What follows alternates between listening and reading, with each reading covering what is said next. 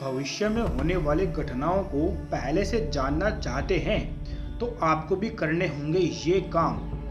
अभी भले ही उस पत्थर का पता न चलता हो जिससे 5 मिनट के भीतर ही ठोकर लगने वाली हो, पर चाहे तो सिर्फ 6 सप्ताह के बाद या साल भर के बाद का भविष्य इस तरह दिखाई देने लग सकता है जैसे किसी ने पर्दे पर चलने वाली फिल्म को तेजी से घुमा दिया हो, इतनी तेजी से कि 3 घंटे तक चलने वाली फिल्म 15 मिनट में ही पूरी तरह से देखी जा सके।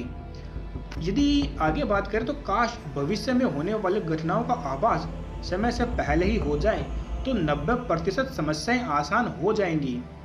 आर्ष विद्या प्रचार संस्थान के स्वामी धर्मानंद सरस्वती का कहना है कि भविष्य का आभास नहीं होना ईश्वर का अनुग्रह है। अगर ये हर किसी को होने लगे तो बहुत संभव है कि तमाम लोग दुनिया के रंगमंच पर अपनी भूमिका ही न करना चाहें। भविष्य में झांकने की संभावना के बारे में बताते हुए उत्तरकाशी के पास आर्ष विद्या का अध्ययन करके लौटे स्वामी धर्मानंद का कहना है कि ये शक्ति हाथ में फूल पकड़ने और उससे सुवासित हो उठने की तरह आसान है। साधना से पहले सिद्धि के बारे में बताते हुए स्वामी जी ने कहा कि 10 मीटर ऊंची किसी मीनार या इमारत के ऊपरी तल पर बैठकर 3 किलोमीटर दूर से आ रही गाड़ी के बारे में सहज ही बताया जा सकता है कि आधा घंटा बाद यहाँ से एक गाड़ी गुजरने वाली है। उसका रंग और आकार प्रकार भी बताया जा सकता है।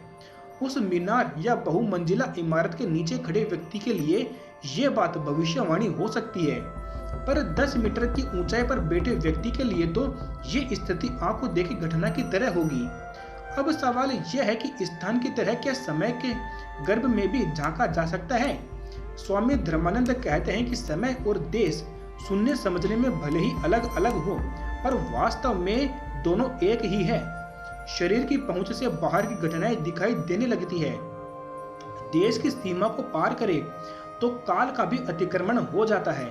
इस अतिक्रमण के लिए ध्यान, चित्त की एकाग्रता और अपने आप को खास तरह से साधना प्रशिक्षित करने की जरूरत है। खुद को प्रशिक्षित करने की तकनीक भी कहानी की तरह सबके सामने उजागर की जा सकती है, पर इससे कोई लाभ नहीं होगा, क्योंकि इस तकनीक को और विद्या को साधने के लिए जिस साधना की जरूरत है वो मन और शरीर को एक दूसरे से अलग करती है। मन को अलग करने का अभ्यास जैसे जैसे सुदृढ़ होने लगता है, व्यक्ति को अपने शरीर की पहुंच से बाहर की चीजें, घटनाएं और प्रवृत्तियां भी दिखाई देने लगती है। इस तकनीकी विधि और प्रक्रिया को समझ या अभ्यास के बाद व्यक्ति आसानी से किताब के किसी भी पन्ने पर चले जाने की तरह भविष्य के गर्भ में भी झांक सकता है। ये बात अलग है कि उस स्थिति में पहुंचने के बाद वो अनागत को जानना चाहेगा भी या नहीं। तो आपको क्या लगता है कि कोई भी इंसान इन विधियों के द्वारा भविष्य देख सकता है या नहीं? आप अपने विचार कमेंट्स में हमें बता सकते हैं। ऐसे ही और जानकारियां प्राप्त करने के लिए चैनल को सब्सक्राइब करें। धन्यवाद।